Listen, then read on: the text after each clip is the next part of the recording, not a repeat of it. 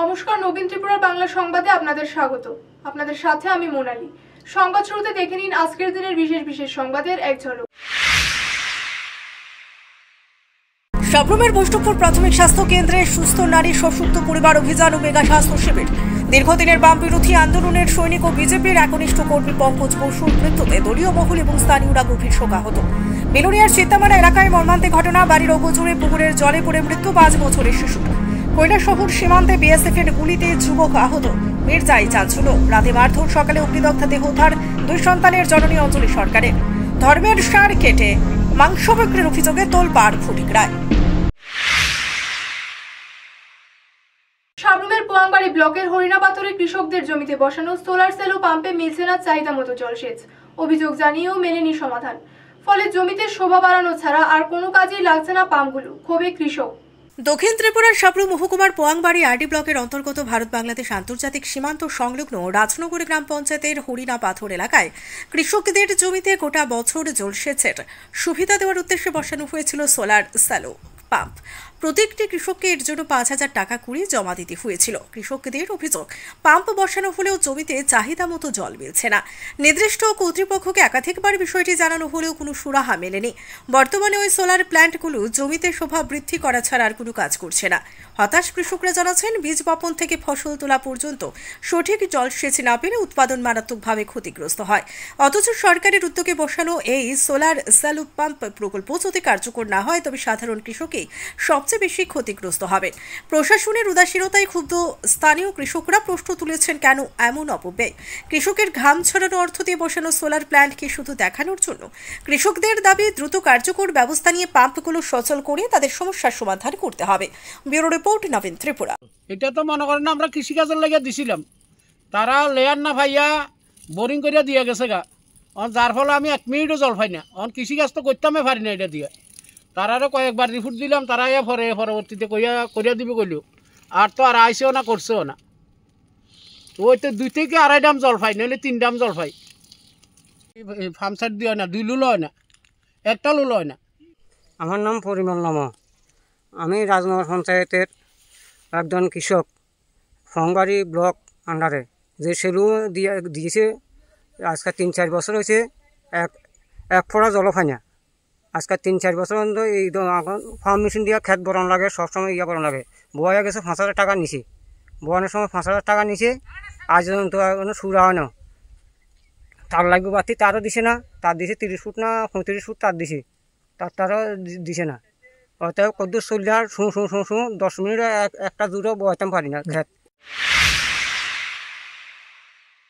সাব্রুমের বৈষ্ণবপুরে প্রাথমিক স্বাস্থ্য কেন্দ্রে অনুষ্ঠিত হলো সুস্থ নারী সশক্ত পরিবার অভিযান ও মেগা স্বাস্থ্য শিবির, সঙ্গে রক্তদান ও সচেতনতামূলক নাটক। দক্ষিণ জেলার সাব্রুম মহকুমার বৈষ্ণবপুর প্রাথমিক স্বাস্থ্য কেন্দ্রে আয়োজিত হল সুস্থ নারী সশক্ত পরিবার অভিযান এবং মেগা বিশেষজ্ঞ স্বাস্থ্য শিবির। অনুষ্ঠানে উপস্থিত ছিলেন দক্ষিণ জেলার জেলা শাসক সমাহর্তা মোহাম্মদ সাজ্জাদ বি, দক্ষিণ জেলার সভাধিপতি দীপক দত্ত, জেলার মেডিকেল অফিসার জ্যোতিময় দাস, সাব্রুম মহকুমার পুলিশ সুপার নিত্যানন্দ দাস সহ অন্যান্য অতিথিরা। অতিথি বরণ এবং প্রদীপ প্রজ্বলনের মধ্য দিয়ে অনুষ্ঠানের শুভ সূচনা হয়।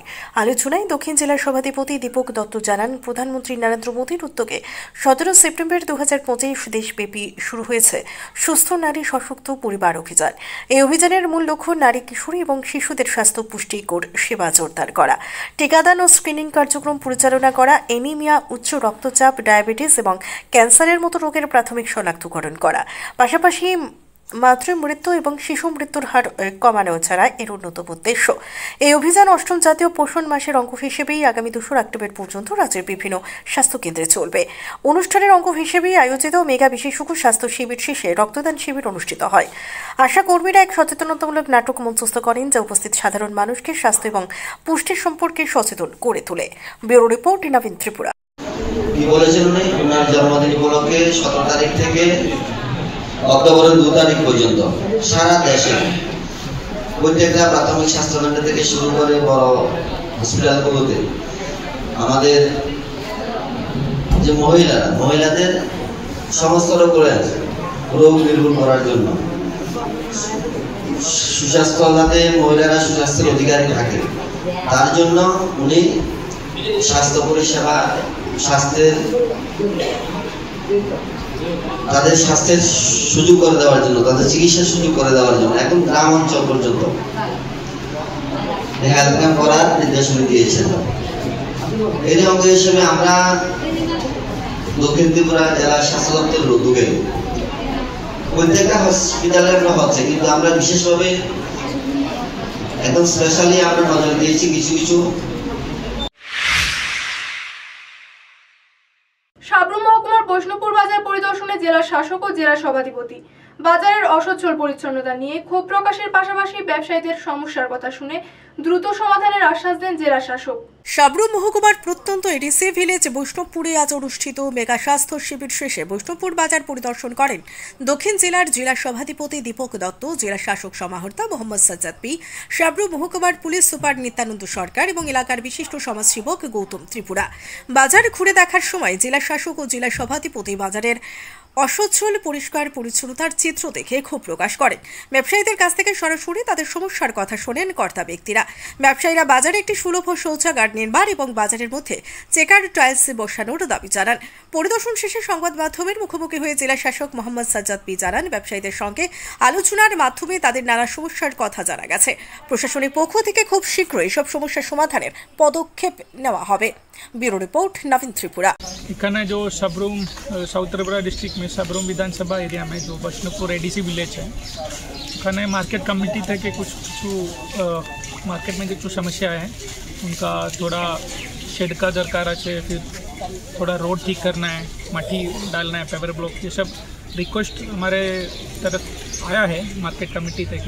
हमारा माननीय सभाधिपति महोदय साथ में है और हमारे साथ जो समाज सेवी है गौतम जी हैं, तो मैं ये थोड़ा देखने के लिए आया है। तो डिस्ट्रिक्ट ऑफ एडमिनिस्ट्रेशन तक कि सपोर्ट कर सकते, तो मार्केट कमेटी तक भी बात हो गया।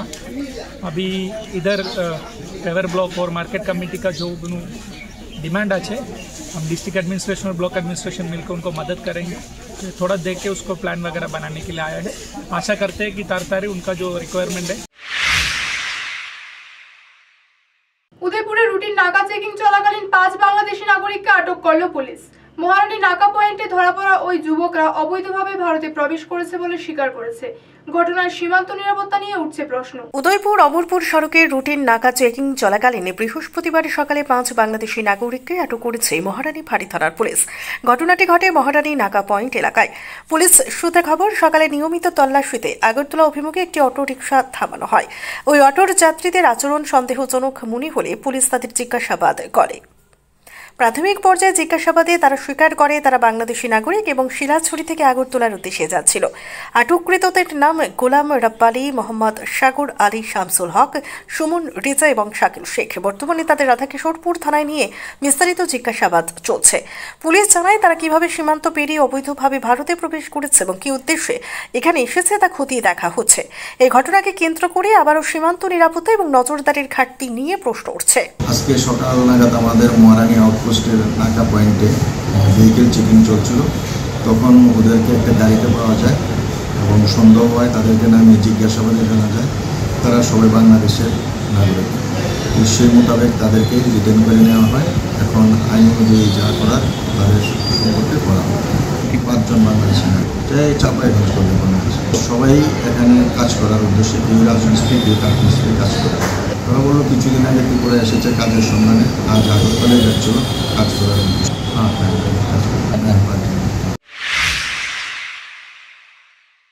বিশালগড়ে লক্ষ লক্ষ টাকায় বসানো সিসি ক্যামেরা আজ অচল। ফলে চুরি, ছিনতাই, দুর্ঘটনা কোনো ঘটনারই ফুটেজ মিলছে না পুলিশের হাতে। প্রশাসনিক গাফিলতিতে ক্ষুব্ধ শহরবাসীর প্রশ্ন, কেন নষ্ট হলো এই ক্যামেরা আর কার স্বার্থে? বিশালগড় শহরে আইন শৃঙ্খলা রক্ষার স্বার্থে বিপুল সরকারি অর্থ ব্যয়ে বসানো হয়েছিল অত্যাধুনিক সিসি ক্যামেরা, কিন্তু বর্তমানে সেই ক্যামেরাগুলোর অধিকাংশই অচল। ফলে শহরে ঘটে চলা একের পর এক চুরি, ছিনতাই, মারপিট কিংবা সড়ক দুর্ঘটনার ফুটেজ আর হাতে পাচ্ছে না পুলিশ। শহর জুড়ে লাগানো এই ক্যামেরা বন্ধ করে দেওয়া হলো কেন বা নষ্ট হয়ে গেল কিভাবে তা নিয়ে ধোঁয়াশা কাটছে না। শহরবাসীর অভিযোগ, লক্ষ লক্ষ টাকার সরকারি প্রকল্প কার্যত ভেস্তে গেছে। প্রশ্ন উঠছে, ইচ্ছে করেই কি এগুলো অকেজো করে দেওয়া হলো যাতে অপরাধীরা সহজে পার পেয়ে যায়? বিশালগড় থানায় ওসি বিজয় দাসও স্বীকার করেছেন, অধিকাংশ ক্যামেরা অচল থাকায় তদন্ত এবং আইন শৃঙ্খলা রক্ষায় বেকায়দায় পড়ছে পুলিশ। অন্যদিকে শহরবাসীর ক্ষোভ, যদি ক্যামেরাগুলো সচল থাকতো তবে অনেক অপরাধী সহজে শনাক্ত করা যেত, ফলে প্রশাসনের গাফিলতি নিয়ে উঠছে প্রশ্ন। মূল প্রশ্ন থেকে যাচ্ছে, অত্যাধুনিক সিসি ক্যামেরা প্রকল্পের বিপুল অর্থ খরচের পরও এগুলো কেন সচল রাখা গেল না, আর এর নেপথ্যে কারা লাভবান হচ্ছে? ব্যুরো রিপোর্ট, নবীন ত্রিপুরা। মূলত আপনারা জানেন যে বিশালগড় টাউন এরিয়াতে মানে বিশালগড় মিউনিসিপাল কর্পোরেশনের আন্ডারে অনেকগুলো সিসি ক্যামেরা লাগানো হয়েছিল। তখনকার সময় থেকে খুব ভালোই এগুলো ফাংশনিং ছিল, কিন্তু আমি আসার পর আমি জয়েন করার পর থেকে আমি যোগাযোগ করেছি যে সিসিগুলা ক্যামেরার প্রেজেন্ট স্ট্যাটাস কী। তো এইগুলো আমি দেখলাম যে এগুলো অনেকগুলোই অকেজো।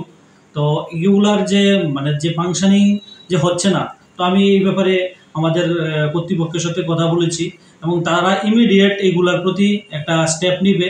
সামনে আপনারা জানেন আমাদের বাঙালির সবচেয়ে বড় উৎসব দুর্গাপূজা উৎসব আসছে, পাশাপাশি দীপাবলি উৎসব।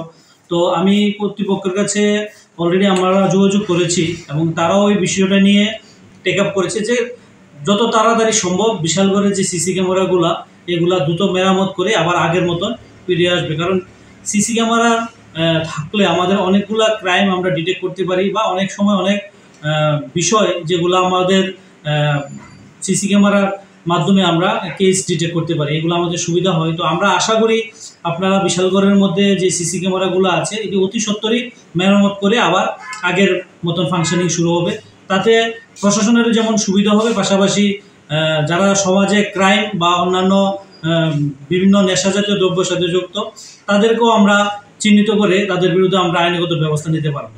এসডিপুর চৌমুনি এলাকায় একাংশ পথ চলতি মানুষ এলাকাবাসী একটা অভিযোগ করছে যে এখানে যে সিসি ক্যামেরাগুলো আসলো সমাজদ্রোহীরা রাতারাতি এগুলো ভাঙিয়ে নিছে। এগুলো কি অচল অবস্থা আছে নাকি ঠিক আছে? না, এরকম আমাদের কাছে কোনো খবর নেই যে সিসি ক্যামেরা। প্রধানমন্ত্রী নরেন্দ্র মোদীর জন্মদিন উপলক্ষে সেবাবাক্ষিক কর্মসূচির অংশ হিসেবে বর্দিয়ালি যুব মোর্চার উদ্যোগে আইজিএম হাসপাতালে অনুষ্ঠিত হলো রক্তদান শিবির। উপস্থিত ছিলেন দলীয় বিভিন্ন নেতৃত্ব। প্রধানমন্ত্রী নরেন্দ্র মোদীর জন্মদিনকে সামনে রেখে 17 সেপ্টেম্বর থেকে 2 অক্টোবর পর্যন্ত সেবামূলক কর্মসূচি হাতে নিয়েছে রাজ্য বিজেপি। এরই অঙ্গ হিসেবে শুক্রবার বর্দোয়ালি কেন্দ্রের যুব মোর্চার উদ্যোগে আগরতলার আইজিএম হাসপাতালে আয়োজন করা হয় এক রক্তদান শিবির। উক্ত শিবিরে উপস্থিত ছিলেন বর্দোয়ালি মণ্ডল সভাপতি শ্যামল দেব, যুব মোর্চা সভাপতি পদ্মনাভ সহ কর্পোরেটর রত্না দত্ত এবং অভিজিৎ মল্লিক সহ অন্যান্য নেতৃত্ব।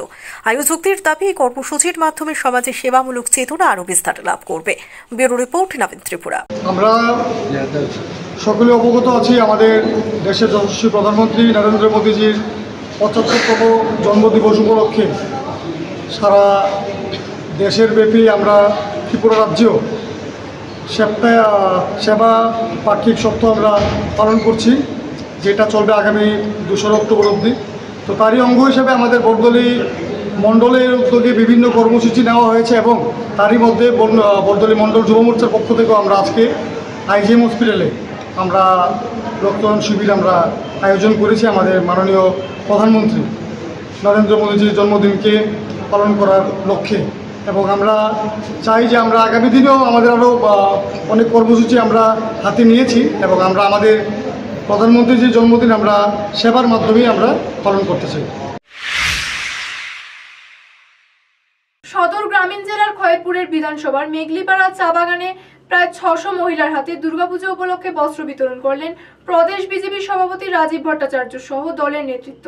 আসন্ন দুর্গাপুজোকে সামনে রেখে শুক্রবার সদর গ্রামীণ জেলার অন্তর্গত 5 খয়েরপুর বিধানসভার মেঘলিপাড়া চা পাতা বাগান এলাকায় প্রায় 600 জন মহিলার হাতে বস্ত্র বিতরণ করা হয়। স্থানীয় মানুষের সামাজিক এবং উৎসবের আনন্দ ভাগ করে নিতে এই উদ্যোগ। অনুষ্ঠানে উপস্থিত ছিলেন প্রদেশ বিজেপি সভাপতি রাজীব ভট্টাচার্য, মণ্ডল সভাপতি রাজেশ ভৌমিক, গ্রামীণ জেলা সভাপতি গৌরাঙ্গ ভৌমিক সহ দলের অন্যান্য নেতৃত্ব। তারা জানান, উৎসবমুখর সময় সাধারণ মানুষের পাশে দাঁড়ানোই তাদের লক্ষ্য। স্থানীয় মহিলারা বস্ত্র পেয়ে খুশি প্রকাশ করেন এবং আয়োজকদের এই উদ্যোগকে স্বাগত জানান। ব্যুরো রিপোর্ট, নবীন ত্রিপুরা।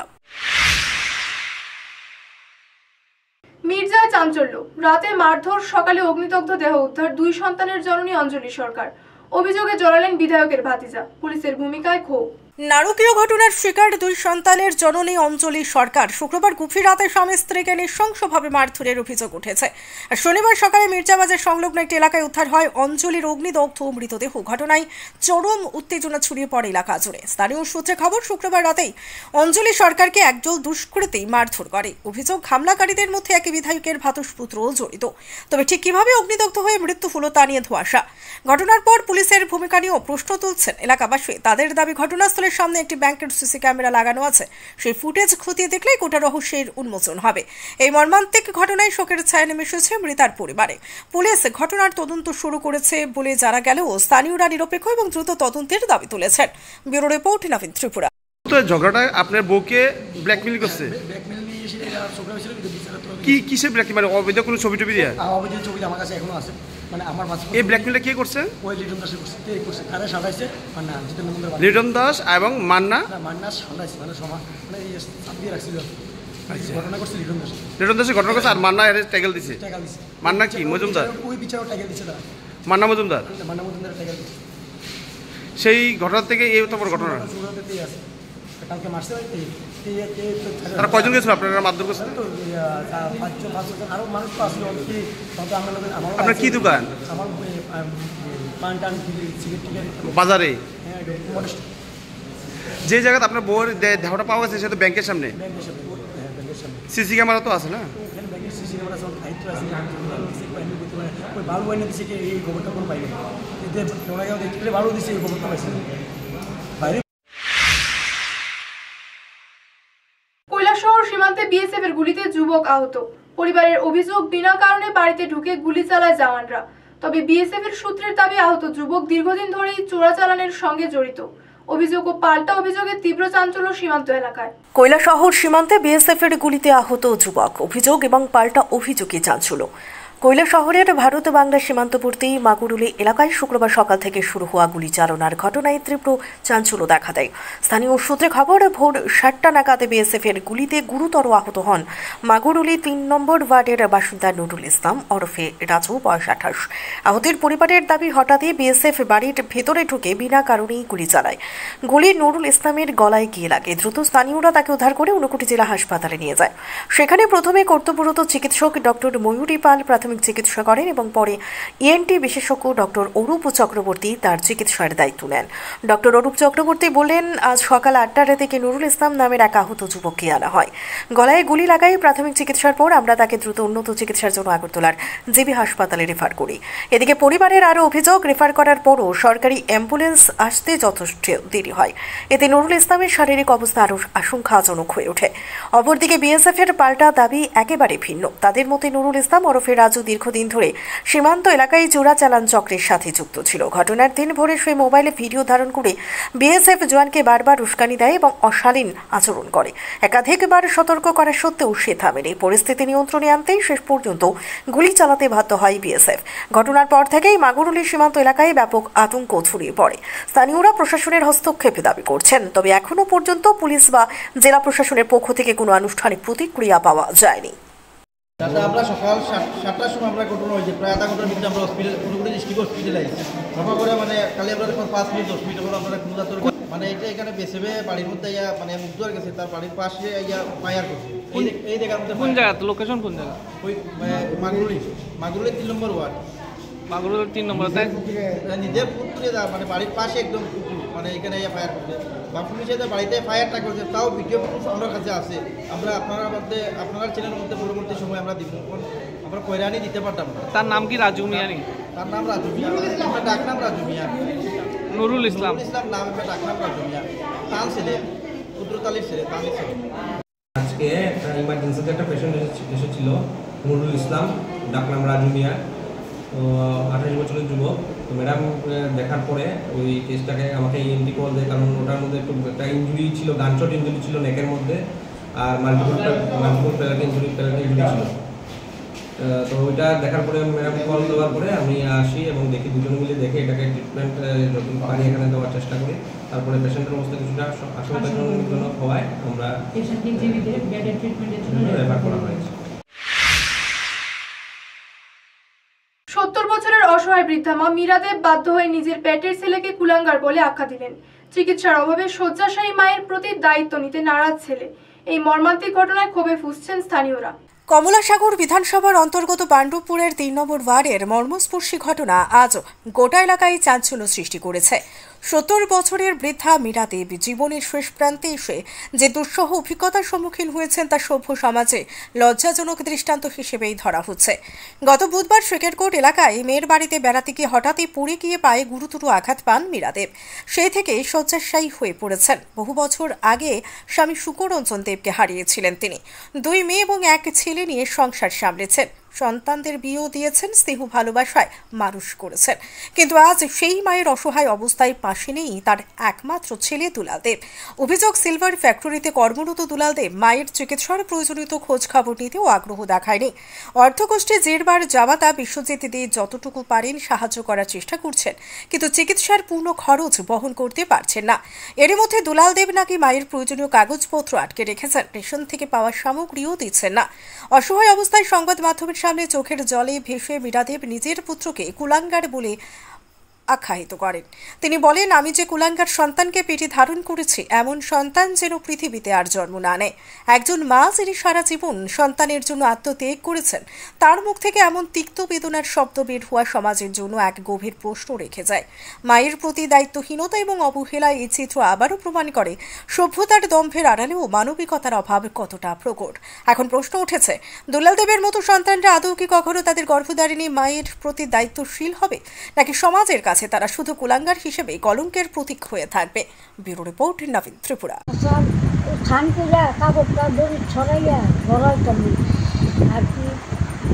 মাথাও ফাঁক দিল নাকি আমি একটা ড্রিমটা করে গেলাম। এই বেটা স্নান করে, স্নান করতে পারি ঢুকছে সাথে, তো সাথে কি এলো কি গো কইরা বেটা আমার পাতালি করে দিলে আমার হুশ নেই। কবে কবে হয়েছে ঘটনা? খাটো ভালো কবে ব্যথা পাইছে? পরশু দিন। আচ্ছা, আজ 3 দিন। আপনার ছেলে আসেনি? আপনার ছেলে আসেনি? না, ছেলে তো কালকে আইসে, ওই বেটা খবর করছে পরে কালকে আইয়া কত দেখতে গেছে। আপনার ছেলে আপনার চিকিৎসা করার কোনো ইয়ে করছেন না? আপনি মানে ওখানে কোন জায়গাতে আছেন, কার বাড়িতে আছেন? মায়ের বাড়ি। আচ্ছা, মানে ব্যথা হয়েছেন মায়ের বাড়িতে? ব্যথা হয়েছে মায়ের বাড়ি। আপনার ছেলে আপনার মানে যত্ন করতো নি আগে, বা ভাতটা দিত নি? জিগাইছো না, আমি খাইছি না, কি করার ছেলে খাইছে নিয়ে কথা বলি। তারা মাছ আনে, মাংস আনে খায়, আমার লেগে। মানে আপনার ছেলের বউ ভালো ভালো খাবার আপনার দেয় না? ভালো খারাপ কোনোটাই না, আছে না বলে 4টা আলু দেই, 2টা কাঁচামরিচ দেই, বা 100 টাকা দেই, তাও এটা তো আমার ওই বাতার দিশা দিয়া। আপনি যে এখন যে ব্যথা পাইছেন, আপনি চিকিৎসা করছেন? না না, কি লিখে চিকিৎসা করবো না? আপনি মানে চিকিৎসা করছেন না কি লিখে? হ্যাঁ, চিকিৎসা করছেন না কি লিখে? আপনি তো ব্যথা পাইছেন, চিকিৎসা করবো তো একটা আগে বের হই না, কালকে তো জামাইয়া যেভাবে গাড়ি চাকর গাড়িয়া করিয়ে নামছে। আচ্ছা, আপনার উল্টা তাই বলে সব বই। আপনার মেয়ের জামাই কি করে কাজ? ধর্মের সার কেটে মাংস বিক্রির অভিযোগে তোলপাড় ফটিকরায়। নদিয়াপুরে চাঞ্চল্যকর ঘটনায় উত্তেজনা ছড়ালো গ্রাম জুড়ে। মুহূর্তে নড়েচড়ে বসে পুলিশ, আটক 4 অভিযুক্ত। ফটিকরায় থানাধীন গঙ্গানগর গ্রাম পঞ্চায়েতের নদিয়াপুরে ঘটল এক চাঞ্চল্যকর ঘটনা। মহাদেবের উদ্দেশ্যে মানুষ করে ছাড়া সার কেটে মাংস বিক্রির অভিযোগে গ্রামে মুহূর্তেই অগ্নিগর্ভ পরিস্থিতি। স্থানীয়দের খুব অসন্তোষে উত্তেজনা ছড়িয়ে পড়ে এলাকা জুড়ে। খবর ছড়িয়ে পড়তেই ঘটনাস্থলে ছুটে যায় ফটিকরায় থানার পুলিশ বাহিনী এবং প্রশাসনিক আধিকারিকরা। উত্তেজিত জনতাকে সামলাতে হিমশিম খেতে হয় পুলিশকে। পরিস্থিতি নিয়ন্ত্রণে এনে 4 অভিযুক্তকে আটক করে থানায় নিয়ে যাওয়া হয়। আটককৃতরা হল মহেন্দ্র রিয়াং, মন্দিরাম রিয়াং, করজোরাম রিয়াং এবং জয়ন্ত রিয়াং। পুলিশ সূত্রে জানা গেছে, অভিযুক্তদের জিজ্ঞাসাবাদ চলছে এবং ঘটনার পেছনে কারা জড়িত এবং এর মূল উদ্দেশ্য কি তা খতিয়ে দেখা হচ্ছে। এলাকাবাসীর অভিযোগ, এই ধরনের অপবিত্র কাজে ধর্মীয় ভাবাবেগে আঘাত করা হয়েছে। অন্যদিকে প্রশাসন পরিস্থিতি আরও জটিল হওয়ার আগেই কঠোর পদক্ষেপ নেওয়ার আশ্বাস দিয়েছে। মহাদেবের ষাঁড় কেটে মাংস বিক্রির এই ঘটনায় এখন গোটা ফটিকরায় তোলপাড়। জনমনে একটাই প্রশ্ন, অপরাধীরা কি উপযুক্ত শাস্তি পাবে? ব্যুরো রিপোর্ট, নবীন ত্রিপুরা। হঠাৎ করে আমি খবর পাইছি যে এরম অটো স্ট্যান্ড থেকে তারা আমার খবর দিচ্ছে যে একটা মহাদেবের সার সেবা কারা চুলতাছে কাটতেছে। তখন আমি সবরা জানাইছি যে এরম ব্যাপার, আমরা একটা পাড়ার মধ্যে শৃঙ্খল সৃষ্টি হইব, এই প্রতিবাদে আমরা সব পোলাপান আইয়া তারারে আপত্তি করছি করিয়া তারা এটার বন্ধ করতাম। এরপরে ভবিষ্যতে যাতে এই ধরনের না হয় এটার আগে আমরা তারারে বার্তা দিছি আর 60 জনের সম্ভবত আটক করা হয়েছে। ওই 8টা সাড়ে 8টা এরা সম্ভবত জানি না, ডিএম কলোনি শুনছি 4 জনের। আর যে খবর দিছে আমরা এখানে লোকে লই সুমন দেব বর্মা, জানি না সায়দাছড়া এরিয়ারে। এটা যদিও সায়দাছড়া কিন্তু আমরা গঙ্গানগরের পশতে একবারে বর্ডার এলাকা, গঙ্গানগর সায়দাছড়ার একটা বর্ডার জয়েন্ট।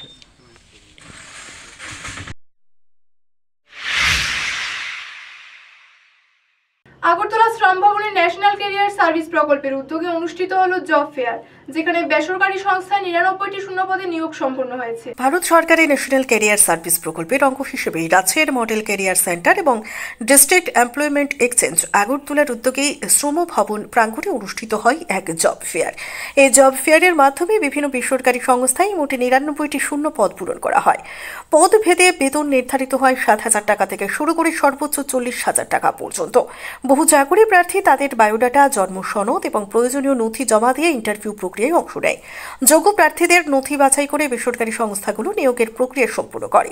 আয়োজকদের মতে এই ধরনের কর্মসংস্থান মেলা রাজ্যের যুব সম্প্রদায়কে চাকরির সুযোগের সঙ্গে যুক্ত করতে এবং দক্ষতার ভিত্তিতে তাদের কর্মজীবনের পথ সুগম করতে গুরুত্বপূর্ণ ভূমিকা রাখছে। ব্যুরো রিপোর্ট, নবীন ত্রিপুরা। সারা বছরব্যাপী বিভিন্ন সংস্থারা আমাদের রিকুয়েশন দেন, আমরা অ্যাডভার্টাইজমেন্ট করি। যারা বেকার যুবক যুবতীরা আছেন তারা এই অ্যাডভার্টাইজমেন্টের সাড়া দিয়ে এখানে ইন্টারভিউতে ওনারা আসেন এবং কোম্পানি যারা আছে ওনাদের লোক থাকে, ওনারা ইন্টারভিউ নেন। আমরা সারা বছরব্যাপী এটা করে থাকি, শুধু ওয়েস্ট ডিস্ট্রিক্টে না, অন্যান্য ডিস্ট্রিক্টও আমরা করে থাকি। আজকে যেটা হচ্ছে এটা আমাদের তিনটা অর্গানাইজেশন আমাদের কাছে যে রিকুয়েশন দিয়েছে, ওনারা 99 পোস্টের এগেইনস্টে আমাদের এখান থেকে লোক নেওয়ার কথা। আমাদের এখানে আমরা তো সবসময় আমাদের সাফিসিয়েন্ট ক্যান্ডিডেট আমাদের এখানে থাকে, তো আমরা আজকেও সাফিসিয়েন্ট ক্যান্ডিডেট থাকবেন। মোর দেন 300 ক্যান্ডিডেট এখানে আসবে 99 পোস্টের এগেইনস্টে। এখানে বেতনক্রম, বিভিন্ন বেতনক্রম আছে।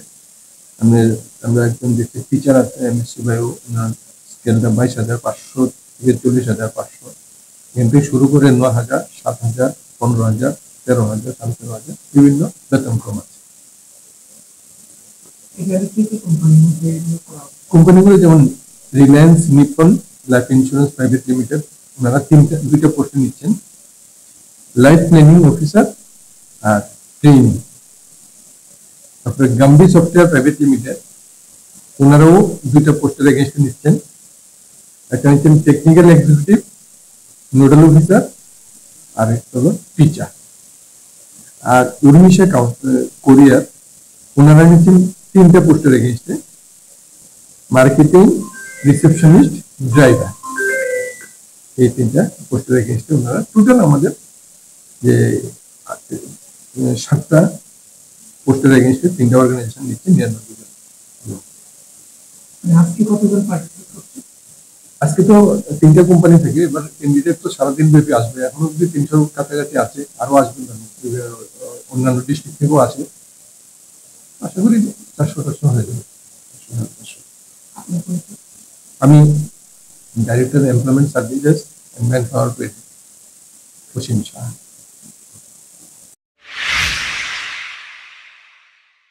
বিলোনিয়ার চিত্তামারা এলাকায় মর্মান্তিক ঘটনা।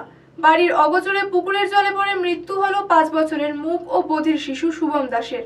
বিলোনিয়া চিত্তামারা এলাকায় ঘটে গেল এক হৃদয় বিদারক ঘটনা।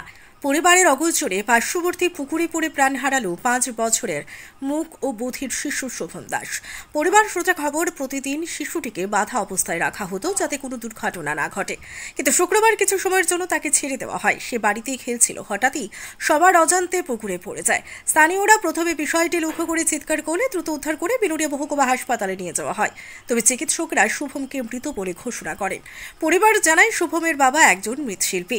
পুজোর মরশুমে কাজের চাপে ব্যস্ত থাকায় শিশুটির দায়িত্ব দাদু দিদার উপরই ছিল, কিন্তু তাদের অগোচরে ঘটে মর্মান্তিক দুর্ঘটনা।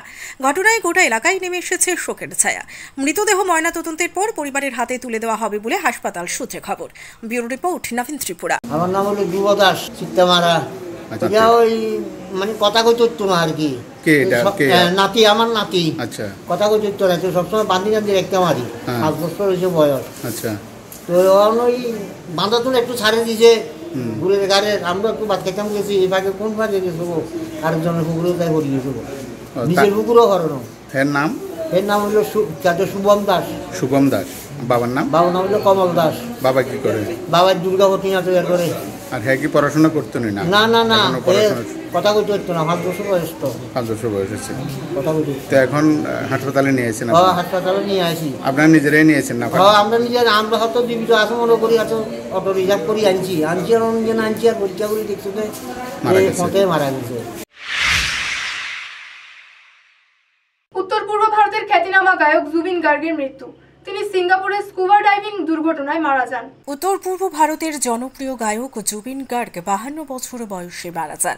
সংবাদ সূত্রে জানা যায়, তিনি সিঙ্গাপুরে স্কুবা ডাইভিং এর সময় দুর্ঘটনার শিকার হন।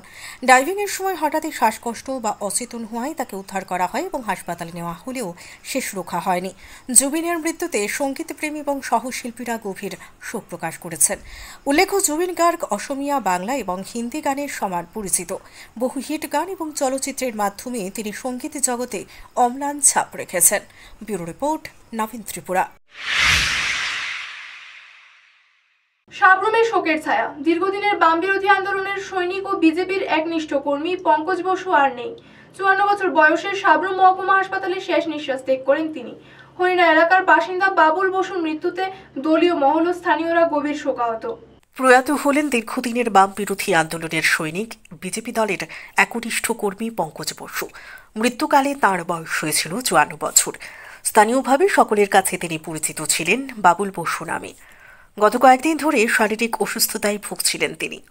অবস্থার অবনতি হলে তাকে সাবরুম মহকুমা হাসপাতালে ভর্তি করা হয়, কিন্তু শেষ পর্যন্ত শুক্রবার সকাল 11:30 নাগাদ তিনি মৃত্যুর কোলে ঢলে পড়েন। পঙ্কজ বসুর মৃত্যুতে রাজনৈতিক মহল এবং সাধারণ মানুষের মধ্যে গভীর শোক নেমে আসে।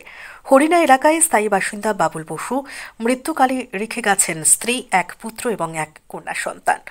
তার মৃত্যু সংবাদ ছড়িয়ে পড়তেই সাবরুম মহকুমা হাসপাতাল চত্বর ভরে যায় বিজেপি নেতাকর্মীদের ভিড়ে। সকলে শোকাভিভূত মনে শেষবারের মতো তাকে দেখতে ভিড় জমান। পরে তার হরিণাস্থিত বাড়িতে বিজেপির বহু নেতা কর্মী উপস্থিত হয়ে প্রয়াত এই কর্মীর প্রতি গভীর শ্রদ্ধা নিবেদন করেন। স্থানীয়রা জানিয়েছেন, পঙ্কজ বসু রাজনীতির বাইরে সাধারণ মানুষের জন্য ছিলেন ভরসার প্রতীক। তার মৃত্যুতে এলাকায় এক শূন্যতা তৈরি হলো, যা সহজে পূরণ হওয়ার নয়। ব্যুরো রিপোর্ট, নবীন ত্রিপুরা। অত্যন্ত বিদারক ঘটনা। আমাদের দীর্ঘ প্রায় 40 বছরের বাম বিরোধী বিভিন্ন আন্দোলনের সাথে আমাদের সহযোদ্ধা, আমাদের বন্ধু এবং এই এলাকার সবার সজ্জন ব্যক্তি বাবুল বসু আজ আনুমানিক 12:30 সময় সাবরুম মহকুমা হাসপাতালে ইহলোকের মায়া ত্যাগ করে পরলোক গমন করে। বাবুল বসুর মৃত্যুতে আমরা অত্যন্ত বেদনাহত এবং মর্মাহত, এবং মন থেকে কোনো অবস্থাতে মানতে পারছি না যে বাবুল বসু অন্তত এই অসময়ে চলে যাওয়াটা। বাবুল বসুর মৃত্যুতে আমাদের যে বাম বিরোধী আন্দোলন, ওর যে স্বপ্ন, বিভিন্ন সময় আমাদের বিভিন্ন সৎ পরামর্শ দিয়েছে কীভাবে আন্দোলনকে এগিয়ে নিয়ে যায় এবং কীভাবে সমাজের বিভিন্ন কাজগুলি ভালোভাবে এগিয়ে নিয়ে যায়, বিভিন্ন সময় আমাদের মতামত দিয়েছেন। আজকে বাবুল বসুর মৃত্যুতে আমরা গভীরভাবে শোকাহত। আমরা ভারতীয় জনতা পার্টি সাবরুম মণ্ডল এবং দক্ষিণ জেলা কমিটির পক্ষ থেকে আমরা বাবুল বসুর আত্মার সদ্গতি কামনা করছি এবং বাবুল বসুর পরিবারের সকল সদস্যের প্রতি আমরা আমাদের দলের পক্ষ থেকে আমরা সমবেদনা জ্ঞাপন করছি। এখনকার মতো বাংলা সংবাদ এই পর্যন্ত। পরবর্তী সংবাদ দেখার আমন্ত্রণ জানিয়ে বিদায় নিচ্ছি। মনে রাখবেন, আমরা সজাগ 24 ঘন্টা আপনাদের পাশে।